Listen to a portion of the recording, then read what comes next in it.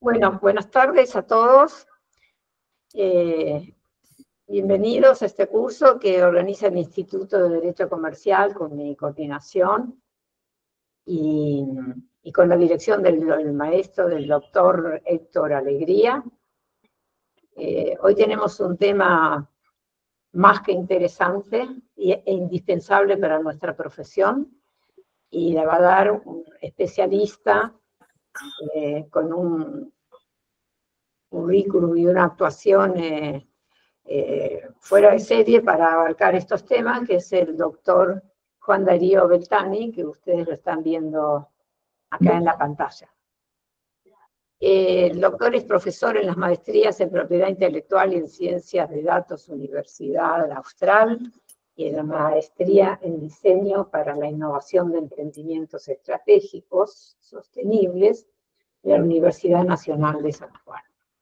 Es director del Instituto de Derecho Informático y Propiedad Intelectual del Colegio de Abogados de Mercedes.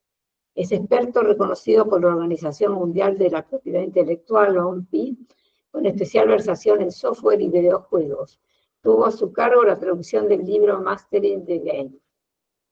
Director de la obra Aspectos Jurídicos de las Aplicaciones de Plataformas, la Ley 2020.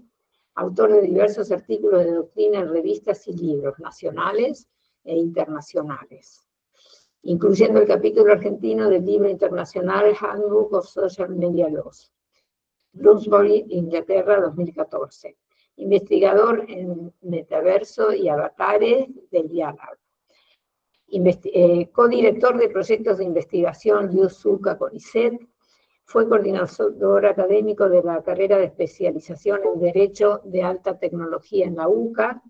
Fue profesor en el programa de entrenamiento y gestión de propiedad intelectual en los negocios, dictado por la OMPI en Colombia, expositor y conferencista invitado en la Universidad Nacional de Chile y la Universidad de los Andes. Bueno, y el currículum es muy largo, me pidió que lo abrevie. Es socio en abogados que están muy especializados en todas las ramas del derecho que tienen que ver con la informática.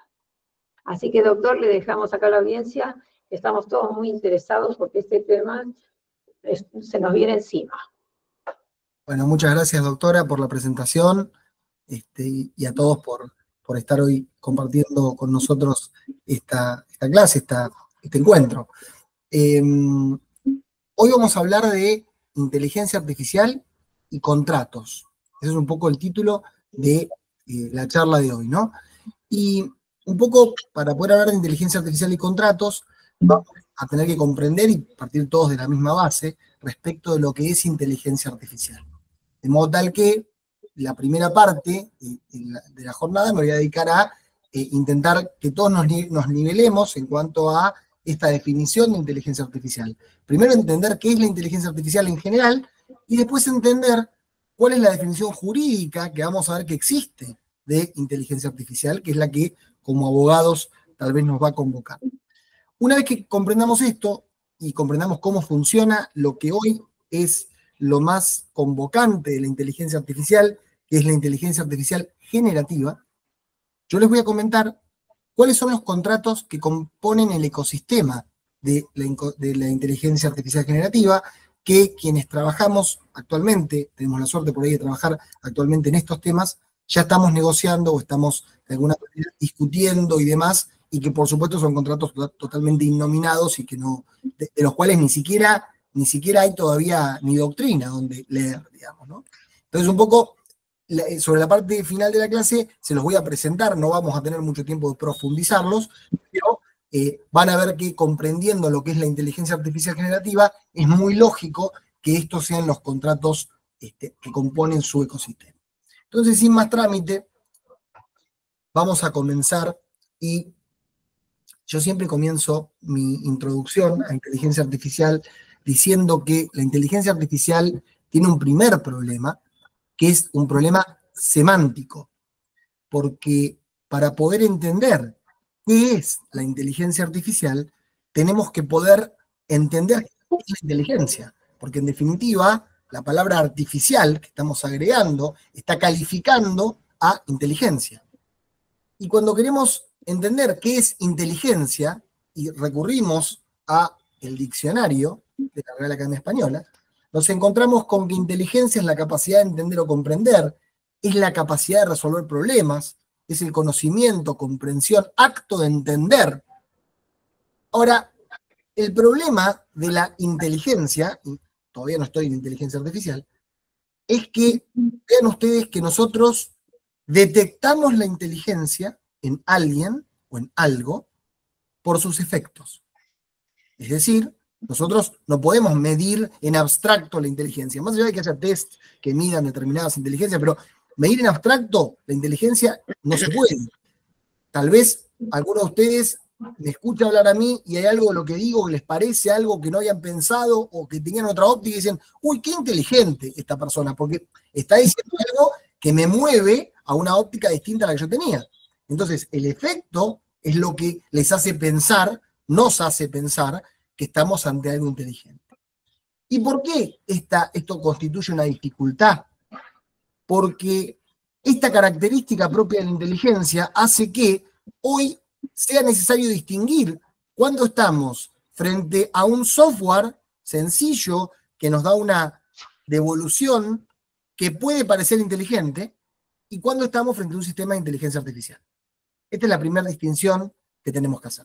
Y para eso yo tengo preparé esta presentación que tiene como en cuatro etapas la evolución de la inteligencia artificial hasta llegar a lo que es hoy la inteligencia artificial generativa, y voy a intentar en 5 minutos, de un modo bastante, digamos, tomándome bastantes licencias, pero que podamos todos distinguir la diferencia entre un software y una inteligencia artificial, ¿no?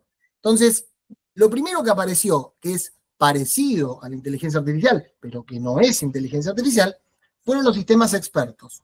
Los sistemas expertos no son otra cosa que software al que expertos en determinado ámbito del conocimiento le cargan información y, entre comillas, lo entrenan, pero lo entrenan sobre una base de que frente a determinada pregunta de determinada respuesta. Es muy sencillo. Es un sistema lógico, si P, entonces Q. Entonces, con ese software experto, lo que va a ocurrir es que, por ejemplo, si el software experto fuera un software experto en materia médica, por decir algo, entonces los médicos le van a cargar un montón de variables. Entonces van a decir, bueno, la temperatura del ser humano por arriba de los 37 grados se considera que hay fiebre. Es una variable.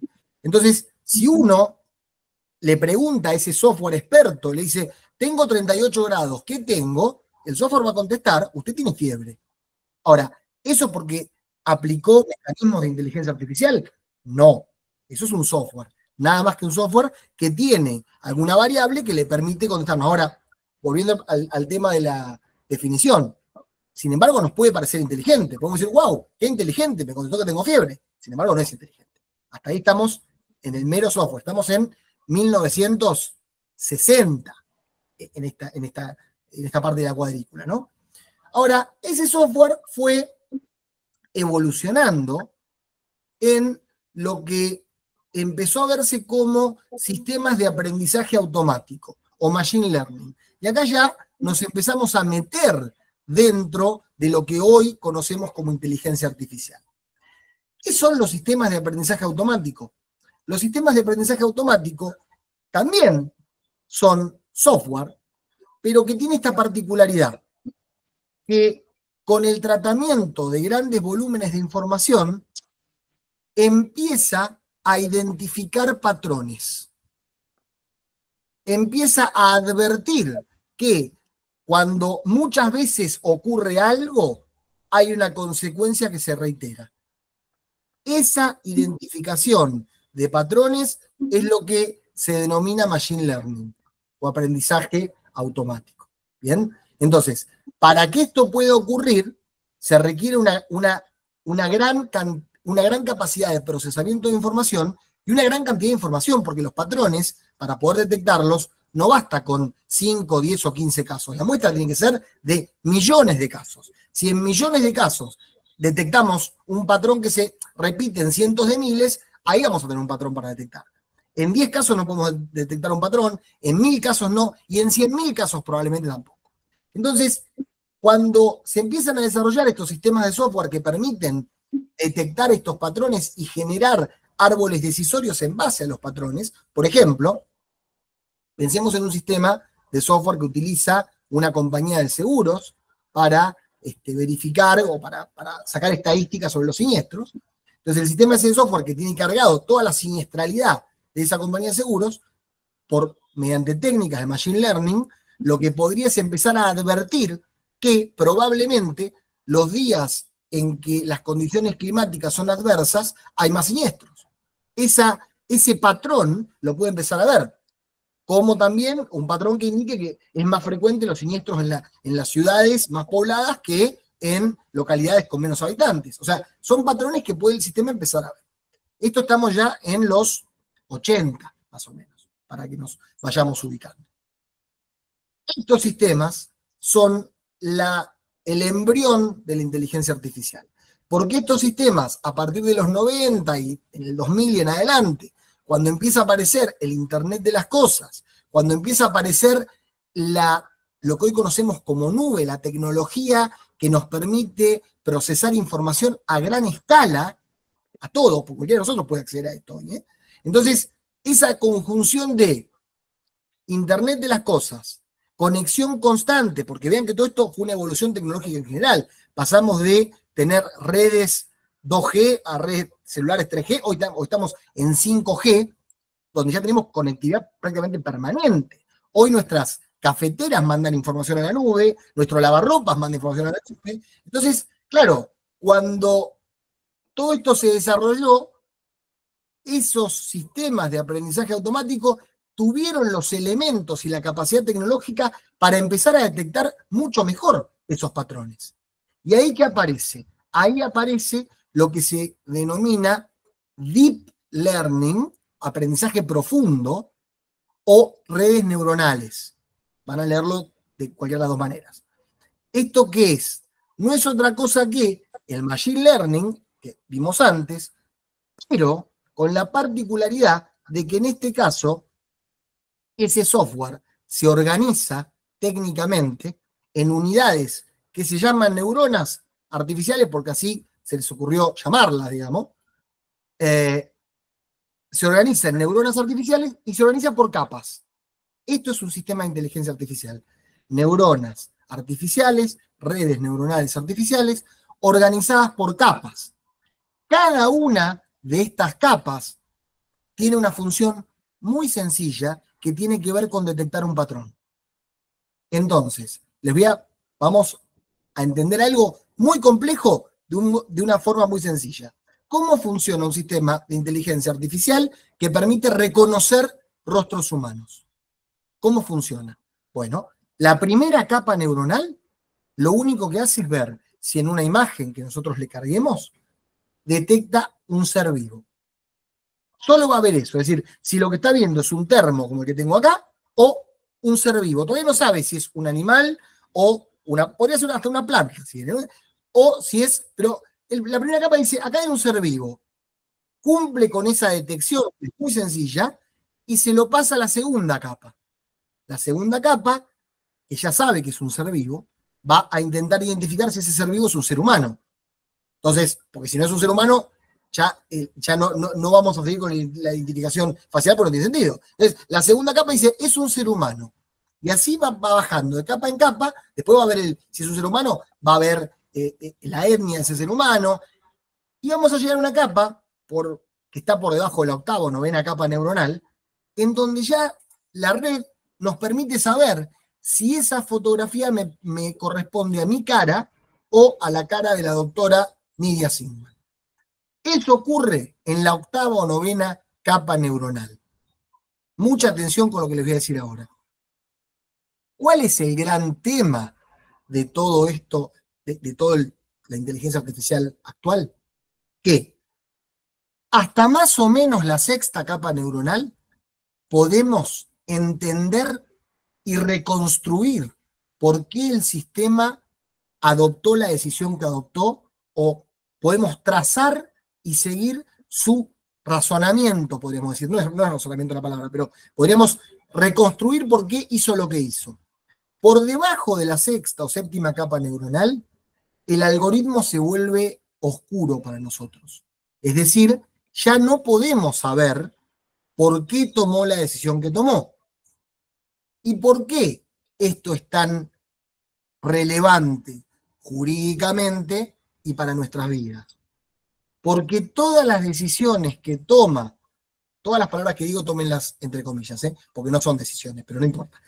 Todo lo que hace la inteligencia artificial que a nosotros nos va a sorprender y nos va a cambiar la vida, y nos está cambiando la vida, todo eso lo hace por debajo de la sexta o séptima capa neuronal. Lo que significa que no sabemos por qué hace eso y no otra cosa. Entonces, pongamos como ejemplo un vehículo autónomo. Un vehículo autónomo que ya existen ya están en otros lugares del mundo fuera de la fase de prueba, es decir, están circulando en la calle. El vehículo autónomo se mueve y toma decisiones, entre comillas, en base a sistemas de inteligencia artificial como el que les acabo de describir. Ahora, si el vehículo autónomo está llegando a una bocacalle, tiene un problema mecánico que podría ocurrir, y sabe que no va a poder frenar y va a tener que embestir, y tiene a su derecha a una madre que está cruzando con un carrito de bebé con su hijo. Y a la izquierda tiene a unos perros que están jugando, una perrita con sus cachorros que está jugando. El auto tiene que definir si embiste a la madre con el bebé o embiste a la perra con los cachorritos. Y tiene que tomar la decisión. Esa decisión que va a tomar ese auto autónomo la va a tomar en un lugar de su algoritmo por debajo de la sexta capa neuronal que no vamos a poder auditar y verificar, con lo cual, si había un sesgo, por ejemplo, el algoritmo decía, y la verdad que los perros son seres superiores a los humanos, porque no generan problemas, no generan catástrofes, etcétera, etcétera, va a atropellar a la persona. Pero el tema es que no vamos a poder luego decir, bueno, vamos ahora a analizar esto. No vamos a ver por qué atropelló a uno o a otro. Si fue un sesgo, si fue... Entonces, esto es lo que hace que hoy en materia de inteligencia artificial, tanto quienes estamos desde lo legal como quienes aparecen desde la ética, tienen un rol muy importante para modelar el marco regulatorio de la inteligencia artificial. En este contexto, las redes neuronales que les acabo de mencionar dieron origen a lo que se conoce hoy como inteligencia artificial generativa, que probablemente sea algo con lo que muchos de ustedes ya estén interactuando. Todos empezamos a conocer esto cuando apareció o se generalizó el uso de ChatGPT. Probablemente muchos de ustedes hayan interactuado con ChatGPT, o hoy existen otras. Está Gemini de Google, está Copilot de Microsoft. Esto va evolucionando tan rápido que fíjense que en la presentación que ustedes tienen en pantalla está desactualizada, porque yo puse Bard. Bard era la previa de Gemini. Cuando yo hice esta presentación, la que estaba de Google se llamaba Bard, hoy se llama Gemini. Entonces, lo que quiero decir es, esto dio lugar a la inteligencia artificial generativa. Ahora, ¿qué es la inteligencia artificial generativa? Por ejemplo, son los grandes modelos de lenguaje, por ejemplo, ChatGPT, que nos permiten interactuar de un modo muy amigable con el sistema, de modo tal que uno podría decir, estoy hablando con un ser humano, porque tanto como uno formula la pregunta, como la respuesta que le da el sistema, es absolutamente amigable.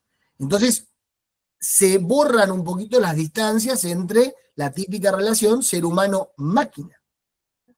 Ahora, la inteligencia artificial generativa, que, insisto, si alguno de ustedes ha tenido alguna experiencia, advertirá que sorprende por la capacidad que tiene, por la facilidad con la que cualquier tema puede opinar de cualquier tema.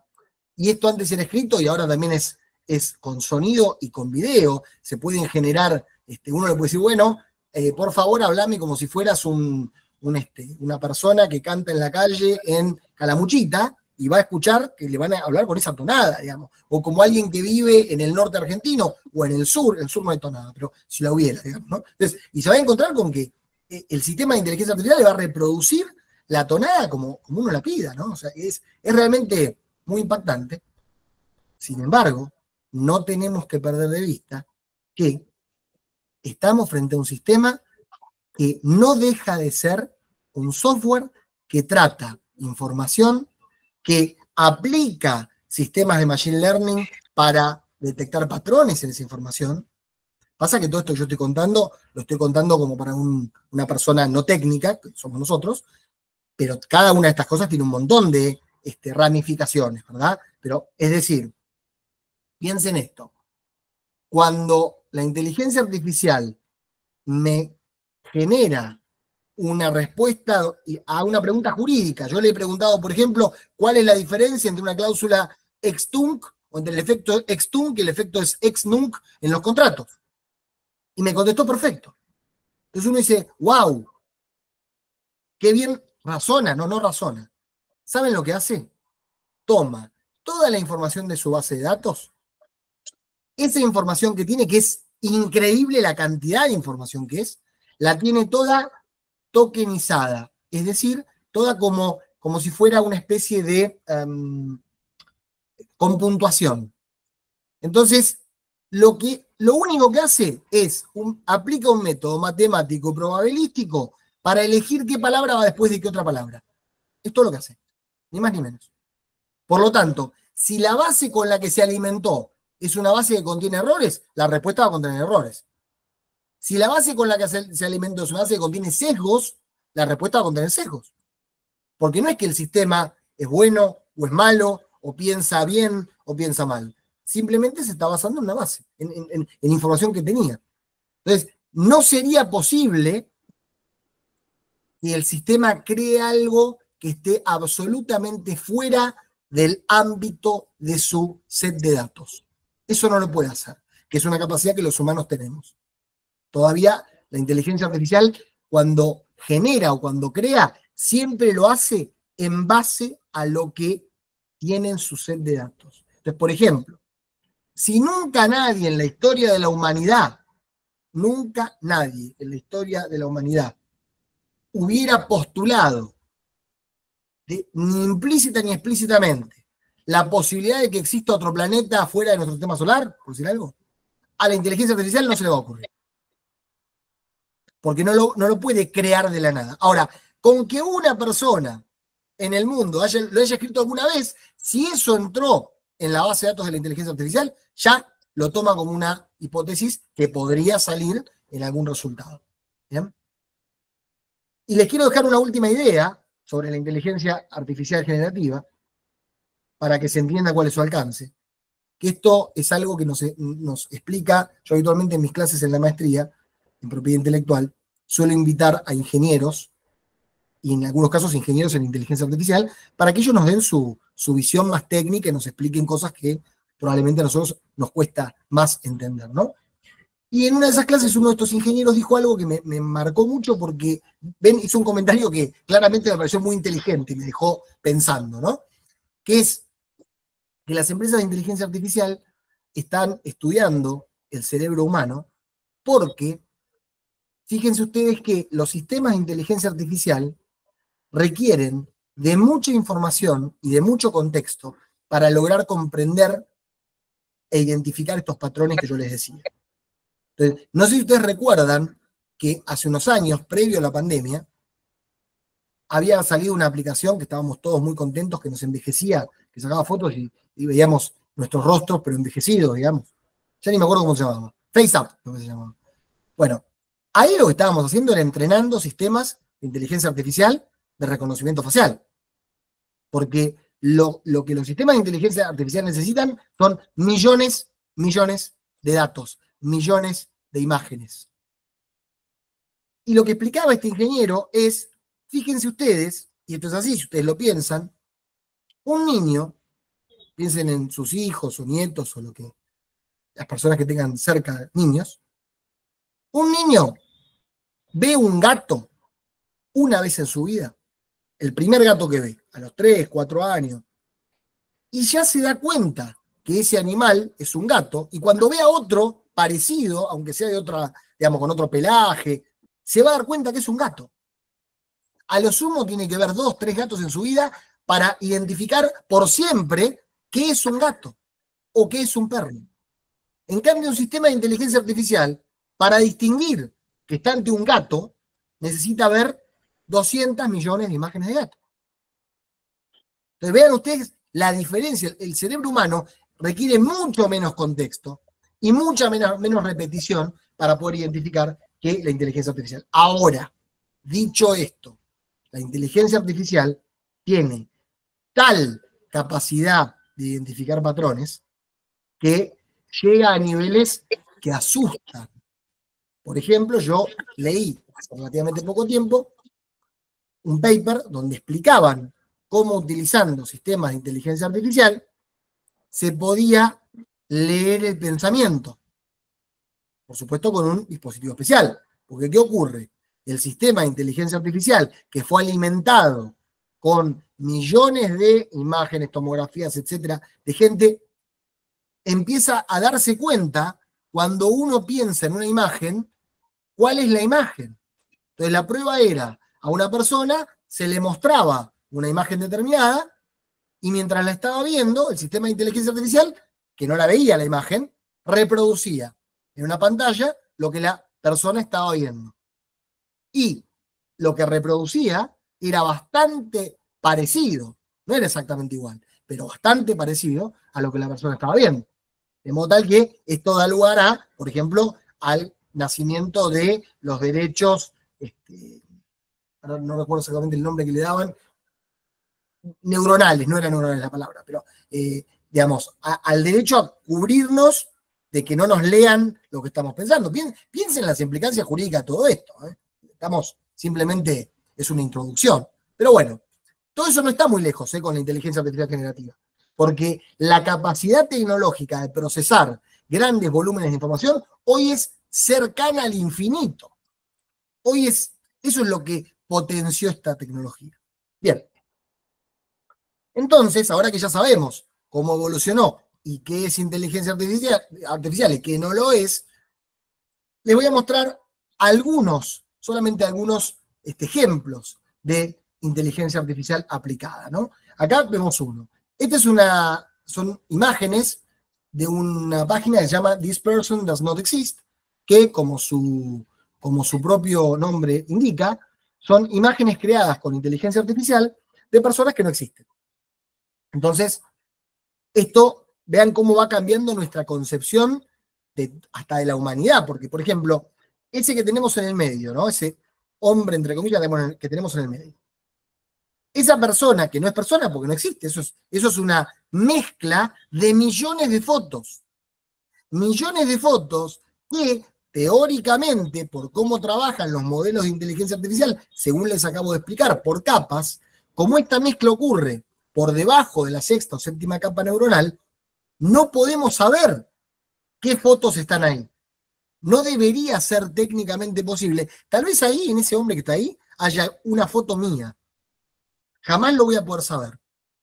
O al menos no debería ser posible que yo lo sepa. ¿Bien? Entonces, pero vean esto. Ese hombre que no es un hombre, esa imagen de un hombre, nos enfrenta con, si yo la uso como un avatar mío para representarme en una red social, lo que fuera, no hay derecho a la imagen personal de nadie, porque nadie es esa persona. Sí hay derecho de propiedad intelectual, porque esto, si ustedes entran a This Person Does Not Exist y generan imágenes de personas, van a ver que esas imágenes están licenciadas por derechos de propiedad intelectual, pero no derechos personalísimos.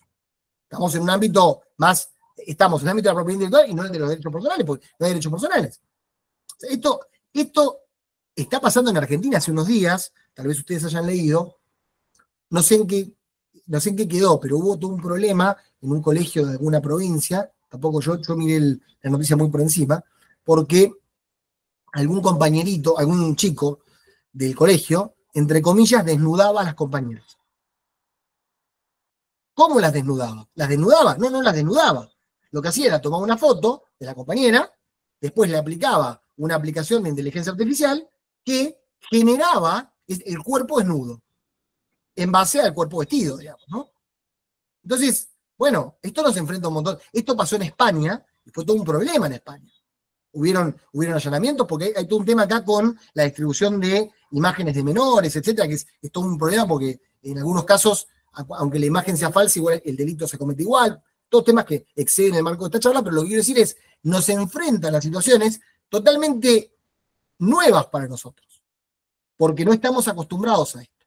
Porque en rigor, fíjense ustedes que si desde la educación trabajamos con los niños, por ejemplo, en estos temas, la verdad es que las fotos que circulaban no eran reales. Sin embargo, la angustia de estas chicas que fueron víctimas de esto es tremenda porque parecían reales. Pero digamos, si todos supiéramos que cualquiera puede hacer esto, ¿eh? Cualquiera puede hacer esto con nuestra foto, lo hablábamos antes de entrar con la doctora, hoy con las aplicaciones que hay en Argentina, una voz se puede sintetizar, o sea, con 2 audios de WhatsApp. Y sintetizás una voz y después haces que esa voz diga lo que vos quieras. Y es esa voz. Es muy impactante todo esto cuando uno lo ve que lo hacen, ¿no? Entonces, todos tenemos que empezar a pensar, esto va a cambiar muchísimo la forma en la que ejercemos la profesión. Por ejemplo, en materia judicial cambia todo. Porque a partir de ahora vamos a tener que dudar de todo. O sea, yo podría no ser yo. Ustedes piensan que yo soy yo porque me ven, digamos, y me ven, y ven la cámara, y es mi voz, la voz de Juan Darío Beltrami. Dentro de poco podría no ser yo. A ver un filtro que tenga mi cara, una persona con un filtro que reproduzca mi voz, y estar hablando de este lado, y ustedes tienen a alguien como yo, que no soy yo. Entonces, esto es, digamos, lo que ocurre con la inteligencia artificial generativa. Ahora, bien, ya vimos qué es, ya vimos cómo evolucionó, ya vimos esto es solamente una breve demostración de la potencialidad de la inteligencia artificial generativa, solamente a los fines de nuestro tema, que no tiene que ver con esto, sino con contratos, ¿no? Ahora, yo les anticipaba cuando comenzamos que existe una definición jurídica de inteligencia artificial. Es decir, hay una norma en la Argentina, que es la disposición 2 del 2023 de la Subsecretaría de Tecnologías de la Información, que es del 2 de junio del 2023, que tiene una definición de inteligencia artificial. De modo tal que, como abogados, esto es algo interesante porque nos empieza a nivelar, partimos todos de una base.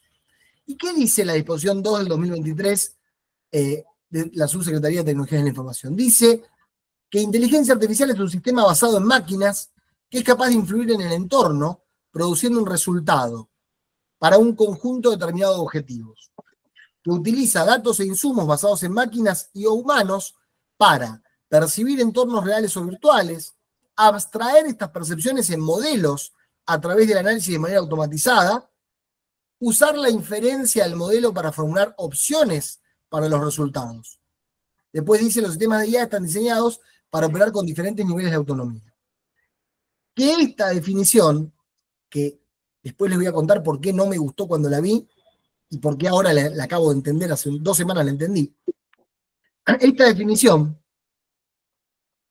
se corresponde bastante con la del Reglamento de Inteligencia Artificial del Parlamento Europeo, que es la que tienen ahora en pantalla, que dice, sistema basado en una máquina que está diseñado para funcionar con distintos niveles de autonomía y que puede mostrar capacidad de adaptación tras el despliegue y que, para objetivos explícitos o implícitos, infiere de la información de entrada que recibe la manera de generar resultados de salida, como predicciones, contenidos, recomendaciones o decisiones que pueden influir en entornos físicos o virtuales. Acá decía Eugenio Cosio, hola Eugenio, ¿cómo estás? Decía, un peligro para los usos que se le puede dar a la IA para evitar o mitigar estas desviaciones, se están desarrollando software que detecta si la construcción de un texto o imagen se hizo con IA. Sí, pero Eugenio, quiero contarles algo a todos, porque está muy bueno el aporte de Eugenio. ¿Saben lo que está pasando con la IA? Ahora se está empezando a usar la propia IA para detectar IA. Pero eso, les cuento algo, solo es posible cuando lo que se creó con sistemas de inteligencia artificial que dejaron una huella. Es decir, hay un momento en el que las empresas más serias de inteligencia artificial del mundo empezaron a decir, che, cuidado porque lo que estamos haciendo es peligroso. Entonces, tenemos que empezar a hacer algo para que la gente pueda discernir si está ante un sistema de inteligencia artificial, algo creado con inteligencia artificial o no.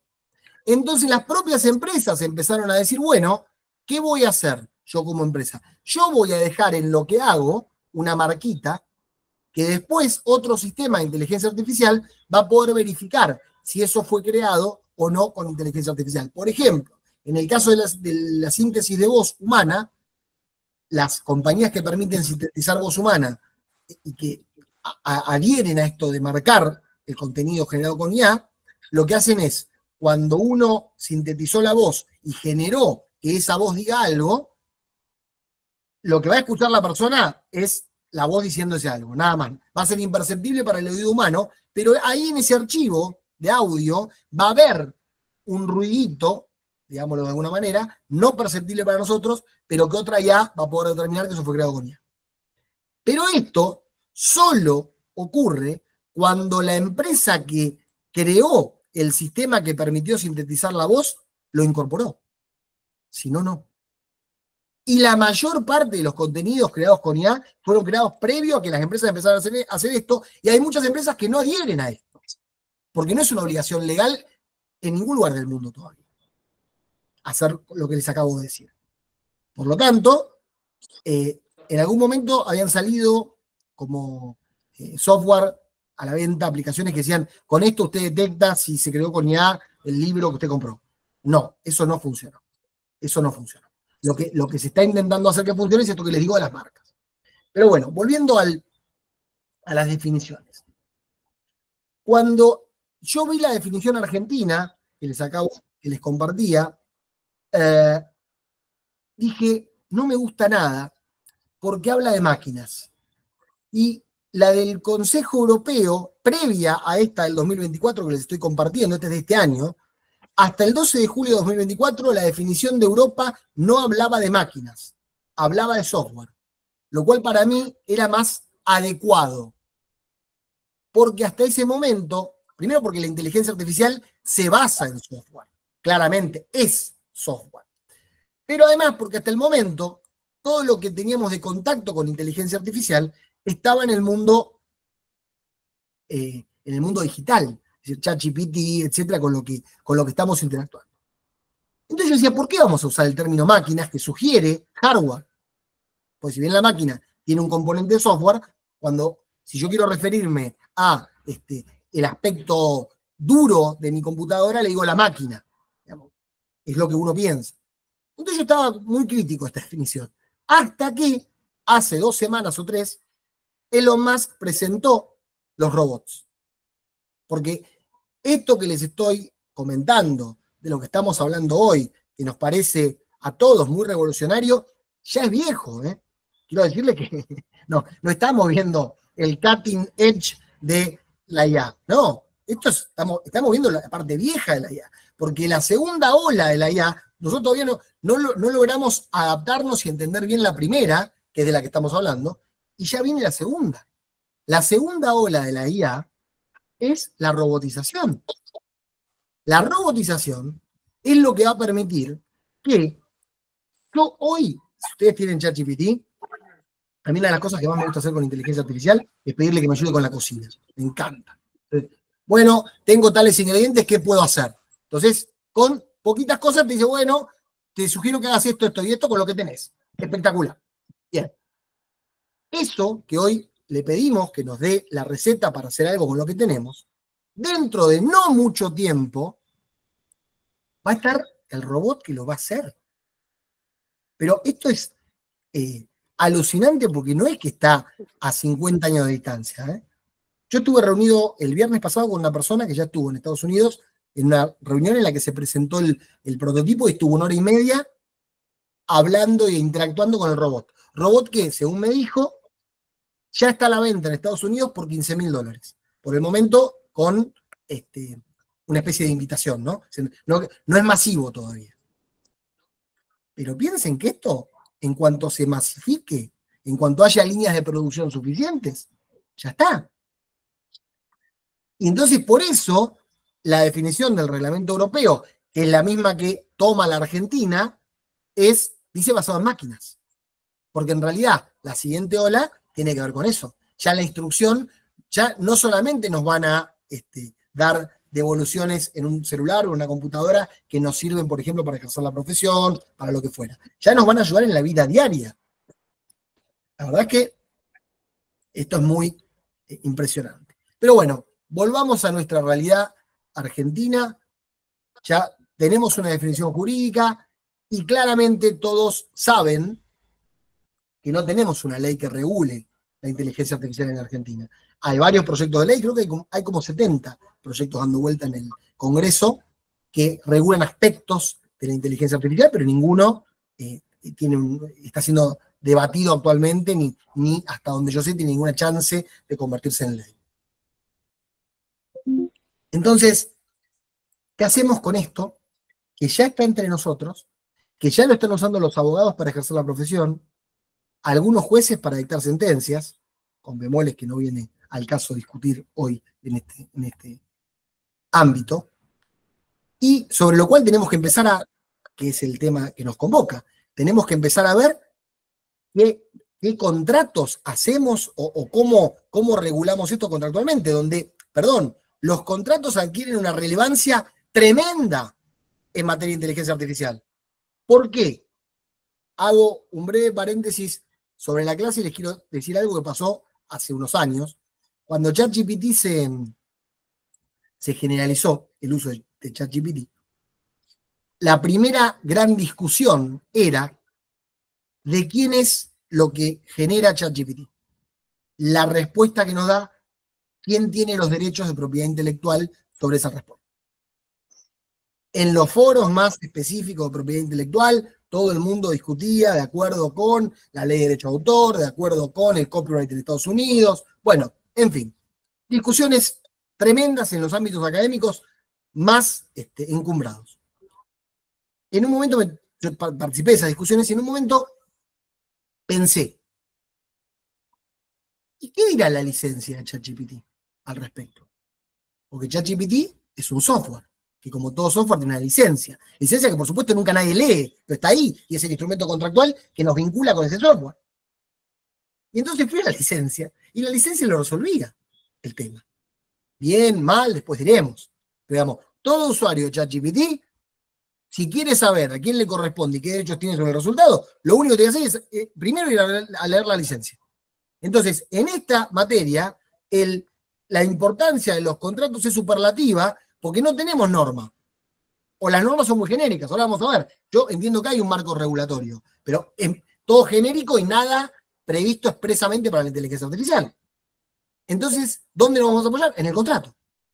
Entonces, como les decía, el marco regulatorio, desde mi punto de vista, hoy, de la inteligencia artificial, entendiendo que la inteligencia artificial, si ustedes desgranan las dos definiciones que les acabo de dar, las dos definiciones dicen lo mismo. ¿Qué dicen? Dicen, es un sistema entendido como hardware, pero software también, que trata información y que genera resultados que influyen en el entorno. Eso es básicamente la definición. Con esa definición podemos entender que hasta tanto exista una ley que regule la inteligencia artificial de un modo específico, la inteligencia artificial tiene un marco regulatorio que podemos crear, que va a estar dado por la ley de propiedad intelectual, en Argentina la 11723, porque indudablemente el software está regulado por la 11723 y no hay ninguna duda de eso. La ley de protección de datos personales, la 25326, porque en Argentina casi toda la información cae dentro del ámbito de aplicación de la ley de datos personales porque el concepto de dato personal que contiene nuestra ley es tan amplio que prácticamente todo entra ahí. Con lo cual el segundo aspecto es la ley de datos personales.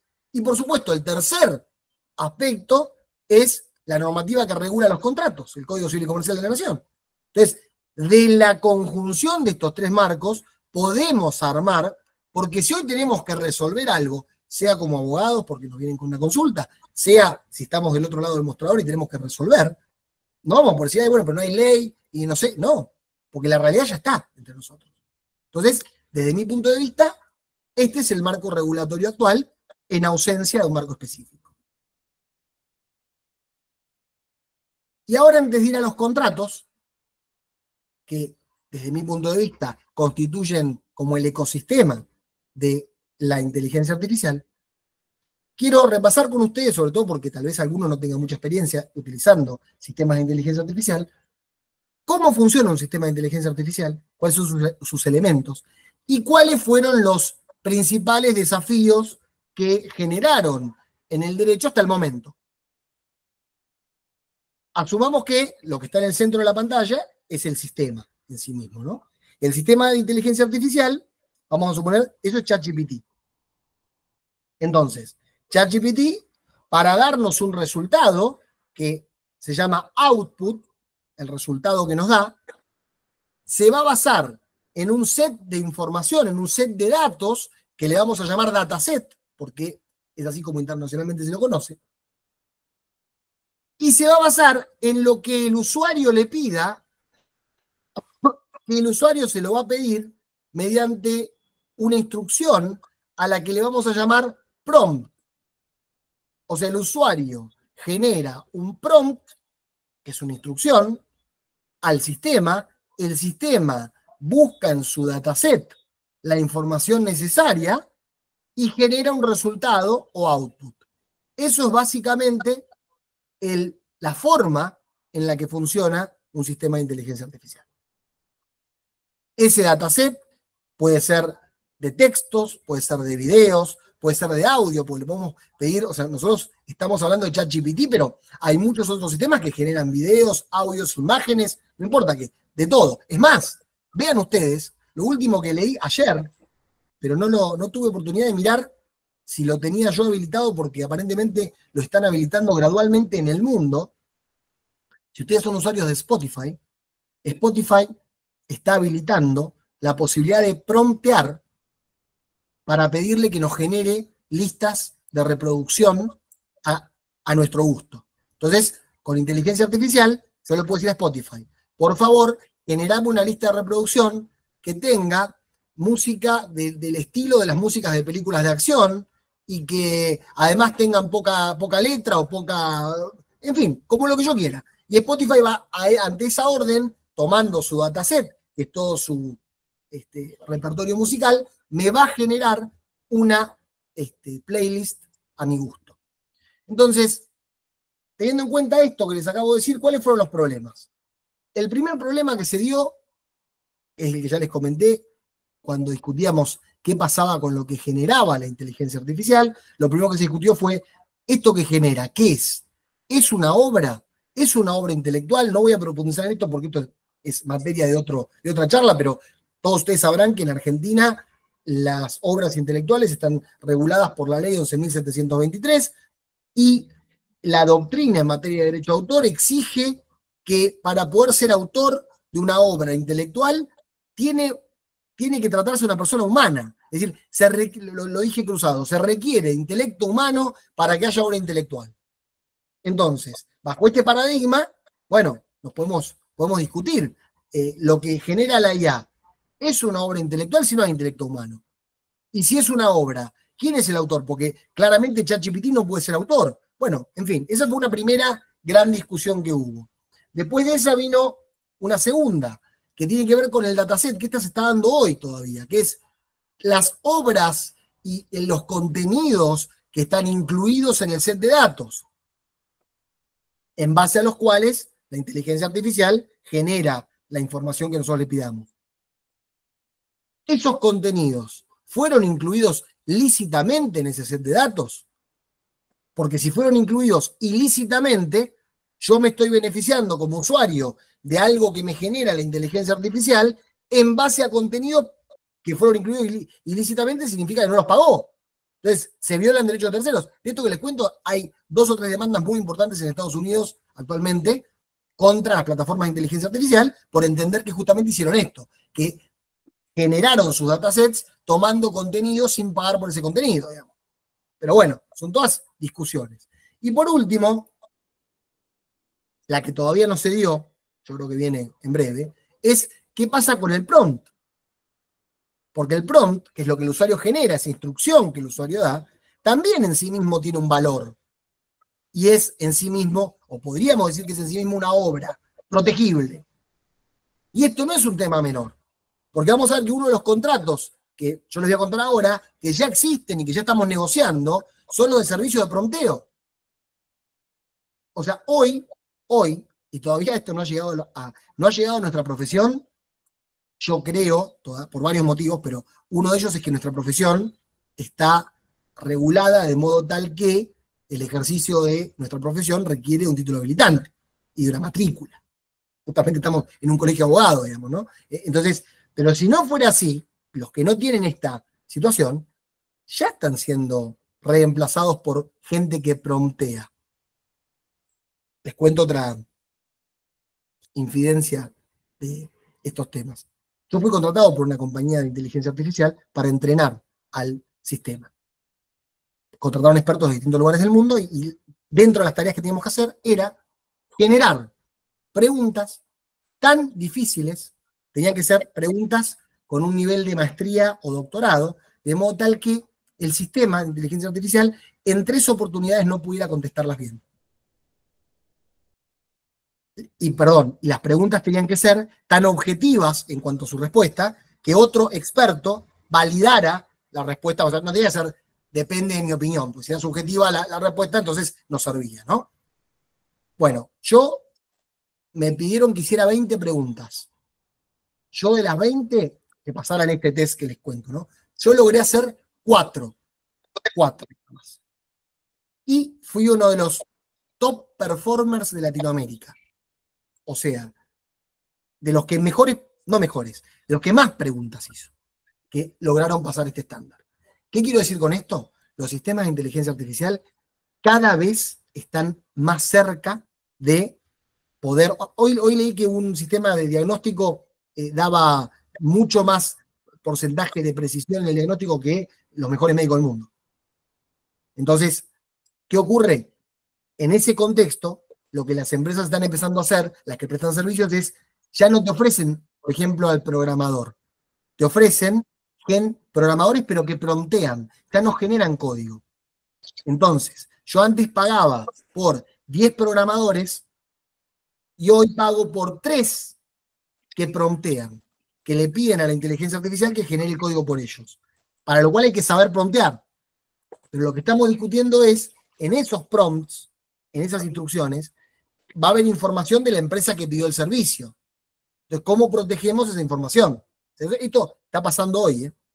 Por eso digo, todavía a nosotros no nos pasó, y creo que por un buen tiempo no nos va a pasar, porque la forma en la que estamos colegiados hace que, si apareciera una empresa que dijera, yo te ofrezco, digamos, una persona que promptea, y con eso te reemplazo 3 abogados, va a decir, no, bueno, pero ahora, si el que promptea es abogado, no sé, ya, no quiero meterme en esa discusión ahora, pero, digamos, son temas que van a ocurrir, pues, porque están ocurriendo en otras industrias. Bien, y después el último problema que está siendo discutido hoy es en el resultado que nos da el sistema de inteligencia artificial, cómo incide el prompt, es decir, la instrucción que le doy, y cómo incide lo que había en la faceta. Porque de esta conclusión de cómo incide cada una de las cosas, podemos, por ejemplo, sostener que el usuario que prompteó podría ser coautor de eso que se generó con la persona que tenía su obra en el dataset. Bueno, todas cosas que estamos discutiendo hoy en el mundo. Ahora, todo esto que les acabo de explicar tiene como correlato un ecosistema contractual con contratos de los que ya conocemos y contratos nuevos que vamos a tener que empezar a, digamos, conocer y sobre los que vamos a tener que empezar a hasta escribir, les diría yo. Tengo varias cosas en cola para escribir sobre estos temas. Entonces, son los contratos tradicionales que son previos a la inteligencia artificial. Tenemos el contrato de licencia, el contrato de desarrollo, el contrato de escrow de código fuente, el contrato de mantenimiento, el contrato que se llama SLA Service Level Agreement o acuerdo de niveles de servicio. Todo eso ya existía, previo a la inteligencia artificial. Ahora aparecen nuevos contratos, como el de procesamiento de datos, que en realidad también existía, pero ahora se ve revitalizado por la inteligencia artificial. El de opción para el uso de obras, que también existía, pero ahora tiene una nueva perspectiva. El de curación de contenido y el de prompting. Ahora me voy a referir a cada uno de estos, brevemente, porque tenemos 15 minutos más, según me dijo la doctora, para que tengan una idea de qué se tratan y cuáles son como sus elementos esenciales, que es lo que podemos hablar en este corto tiempo que tenemos. Procesamiento de datos. Este es el primer contrato fundamental para los contratos de inteligencia artificial. Este contrato es el que regula el tratamiento de datos por encargo y vincula al encargado del tratamiento con el responsable o usuario. Se basa en las previsiones de la Ley de Protección de Datos en Argentina, que es la Ley 25326. Es el contrato que legitima a una de las partes a tratar datos por cuenta de la otra. ¿Qué tenemos que tener en cuenta en este contrato? Primero, que en el contrato tienen que estar plasmados todos los principios de la Ley de Protección de Datos Personales, entre los cuales tenemos el principio de calidad de los datos, finalidad, el principio de confidencialidad, el principio del consentimiento informado. Es decir, todo lo que surge de la ley debería estar plasmado en este contrato. Y en segundo término, que para el caso de que haya transferencia internacional de datos, que en los contratos de inteligencia artificial siempre hay, o el 90% de las veces hay, tenemos dos normas que tenemos que tener en cuenta. Una es la disposición 60 del 2016 de la Dirección de Datos Personales y la otra es la resolución 198 del 2023 de la ya creada Agencia de Acceso a la Información Pública, que tienen cláusulas contractuales modelo que deberíamos incorporar en los contratos de procesamiento de datos cuando el procesamiento se da fuera de la Argentina y en países que no son considerados seguros por la Argentina, que son casi todos. O sea, solamente los países que están nombrados en la disposición 60 del 2016 son países considerados seguros para el tratamiento internacional de datos de los argentinos. El resto son todos considerados inseguros. ¿Por qué? Porque nuestro sistema de protección de datos personales es un sistema muy estricto. Les diría, fue el primer sistema en Latinoamérica vigente. Todas las leyes posteriores de Latinoamérica se basaron en la nuestra y Argentina fue el cuarto país del mundo en ser declarado país seguro para el tratamiento de los datos de los europeos. O sea, nuestro sistema de protección de datos, que hoy es viejo y de hecho requiere algún ayornamiento, cuando fue creado, les diría que fue el sistema más avanzado del mundo, en el año 2000. Hoy estamos en el 2024, con lo cual requiere alguna cosa. Pero el punto es, este contrato que nos va a permitir procesar datos personales, que es lo que vimos que hace un sistema de IA, hay que hacerlo en los términos que indica expresamente la Ley 25326 y su decreto reglamentario, teniendo en cuenta estas dos normas que nos dan cláusulas modelo. El siguiente contrato. La opción para el uso de obras. Este es muy interesante porque es lo que está ocurriendo ahora, sobre todo en la industria audiovisual y en la industria musical. ¿Qué ocurre?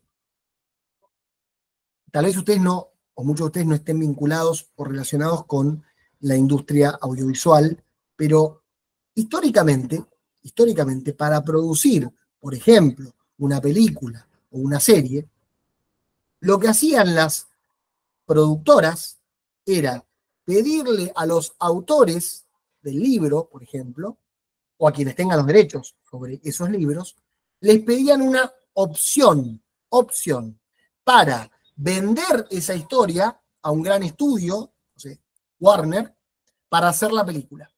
Entonces, por esa opción se pagaba un monto relativamente bajo, pero le daba a esta productora durante un tiempo determinado la exclusividad para ir con la idea de hacer la película a un estudio, a Warner Bros. Si Warner Bros. Aceptaba hacer la película, entonces esta productora ejercía la opción, entonces ahí le pagaba al autor o a quien tenga los derechos sobre el libro un monto mucho más significativo que el que había pagado por la opción, y ahí se hacía la película. Esto es lo que históricamente funcionaba así la industria. Ahora están apareciendo los contratos de opción no para hacer películas o para hacer producciones, sino para entrenar a los sistemas de IA. Entonces, lo que hacen algunas compañías es, le piden a productoras o a editoriales o a quienes tengan los derechos sobre las obras, para evitar el problema de que la obra sea ingresada de un modo ilegítimo al dataset, que recuerdan que era uno de los problemas que veíamos, le piden a quien tenga los derechos que le permita ofrecer eso a compañías como OpenAI, que es la creadora de ChatGPT, para entrenar el sistema de inteligencia artificial. Entonces, en estos contratos, lo que se dice es, te estoy pidiendo la obra no para usarla, para entrenar. Aparece el concepto de dato de entrenamiento, un concepto distinto. Entonces, claro, y en esos contratos lo que se garantiza al titular de la obra es que en ningún caso la inteligencia artificial va a reproducir algo sustancial de la obra. Entonces, supongamos que la obra de la que estamos hablando fuera, no sé, El Chavo del Ocho, para decir algo que todos conozcamos, ¿no? Entonces, bueno, si yo tomo todos los capítulos del Chavo para entrenar una inteligencia artificial, en ese contrato, lo que vamos a tener que garantizarle a la productora que tenga los derechos sobre el Chavo, que no sé quién será, sé que hay un problema ahí, justo de derechos, le tendremos que garantizar que en ningún caso, si alguien promptea y dice, bueno, pasarme una imagen de un niño que vive en una vecindad y que vive dentro de un barril y qué sé yo, la inteligencia artificial en ningún caso debería sacar una imagen donde esté el Chavo, porque eso sería reproducir un elemento esencial de la obra y eso no debería pasar. Entonces, ese tipo de cuestiones son las que se regulan en este contrato de opción para el uso de obras para entrenamiento. Otro contrato vinculado con el ecosistema de la inteligencia artificial es el de los servicios de prompting. Este es el que yo les decía, es el contrato que regula la relación entre una parte especializada en prompt engineering y el cliente que necesita el servicio para incorporarlo en su flujo de negocio. Es decir, el contrato define el alcance del trabajo, los resultados, contraprestación, etcétera, que va a prestar el prestador a través de los prompters, que era lo que yo les comentaba antes. Esto hoy se está aplicando muchísimo para los contratos de desarrollo de software. Pero la verdad es que se puede aplicar a cualquier industria o cualquier mercado que no requiera de un título o matrícula para ejercerse.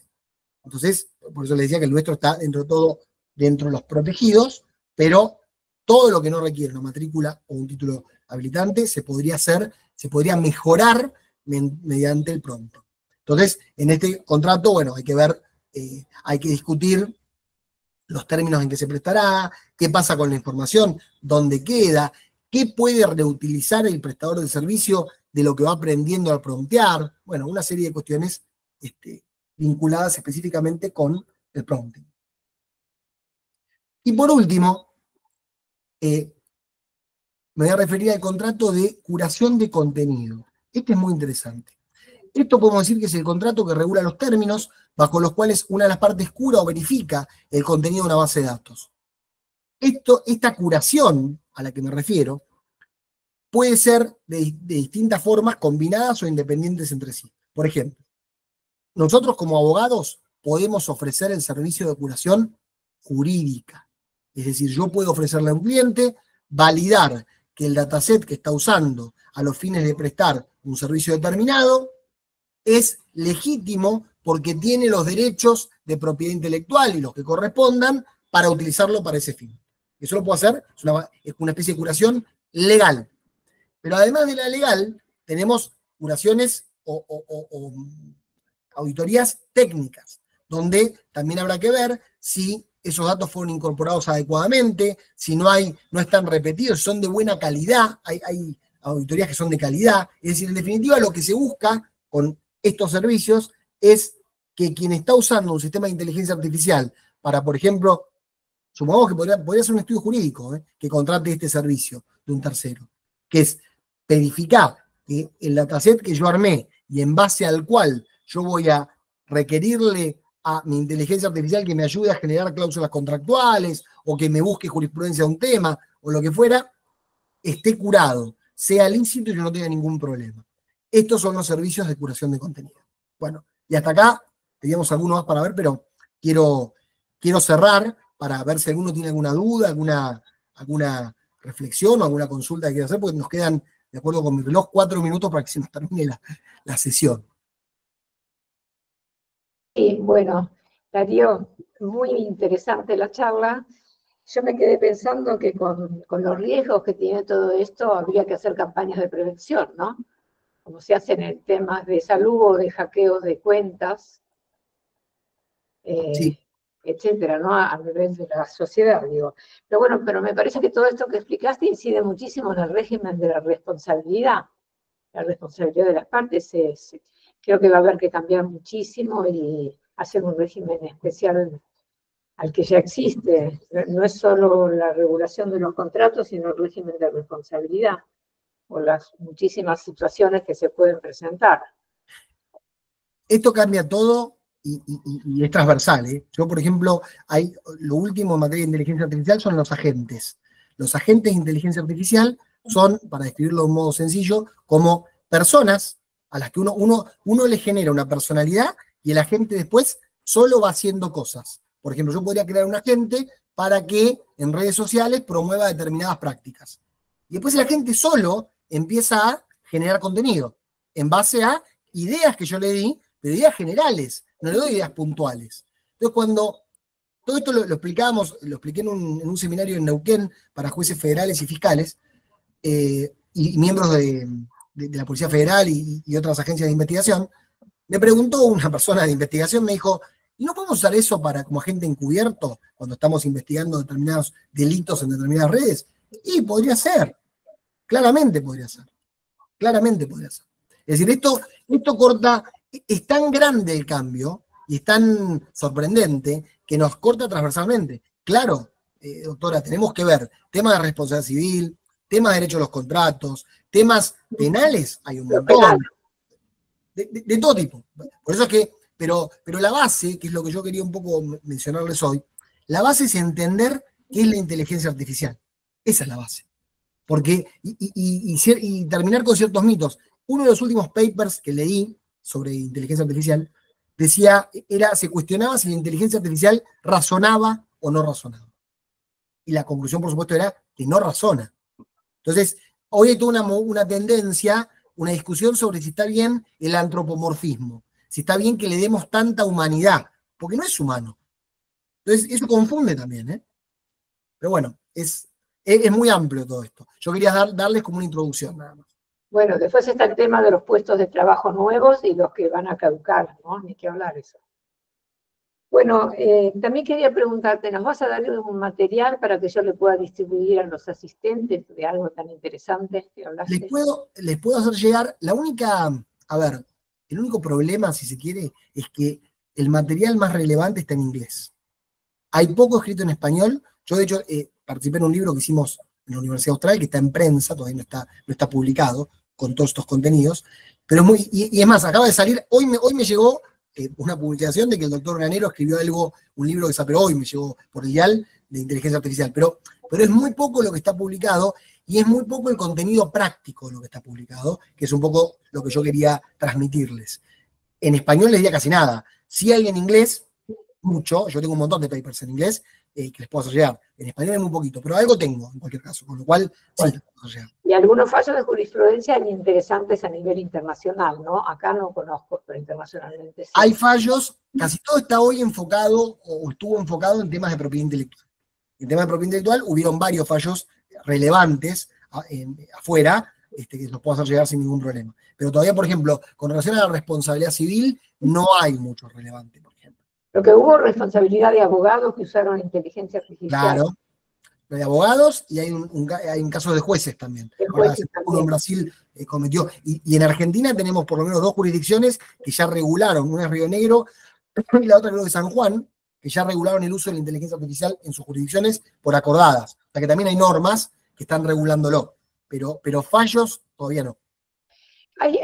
A los asistentes les pregunto, ¿hay alguna pregunta? Porque tienen que escribirla al chat. Pero bueno, no estoy viendo. No, yo estaba viendo el chat y no había, solamente la de Eugenio que contestamos. Bueno, entonces Daría el nombre de Héctor Alegría, del Instituto de Derecho Comercial, del Colegio Público y en el mío propio. Muchísimas gracias y bueno, ya te contamos entre los amigos de este curso para volver a invitarte el año que viene, pero llamame más seguido. Como te decía. El doctor está tan ocupado que para coordinar todo esto fue muy difícil, pero la próxima me la hace más fácil.